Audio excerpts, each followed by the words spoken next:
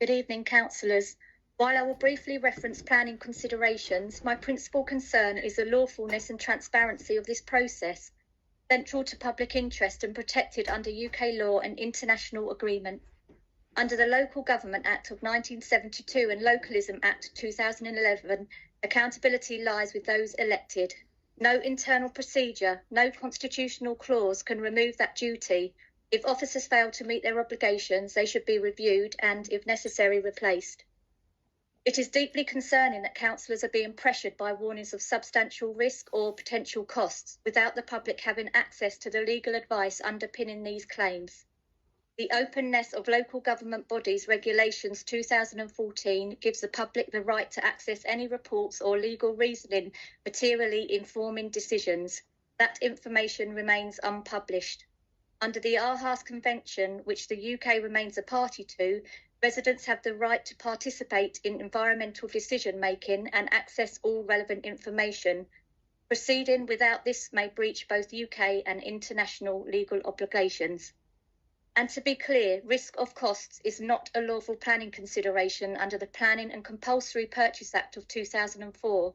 Decisions must be based on the development plan and sound planning grounds, not speculative threats or internal warnings. An ombudsman complaint or judicial review would cost the council far more in the long run than simply defending a standard developer appeal. Councillors are also bound by the Nolan principles: selflessness, accountability, objectivity and openness. If you vote under pressure, guided by advice you haven't seen, you may breach those principles whether you realise it or not.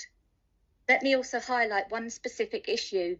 The ecological survey was conducted at a time unlikely to accurately assess protected species like bats and badgers, raising serious concerns under the Natural Environment and Rural Communities Act 2006 and wildlife legislation.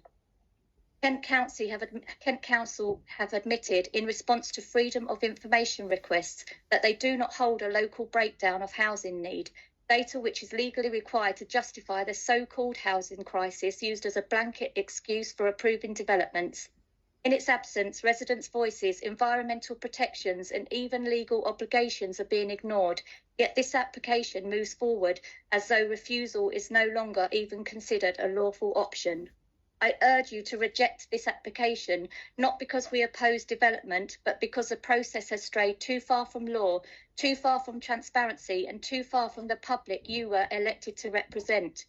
If you proceed tonight under opaque advice, flawed process, and officer-led pressure, please understand the consequences may not end with this vote. They may begin with it.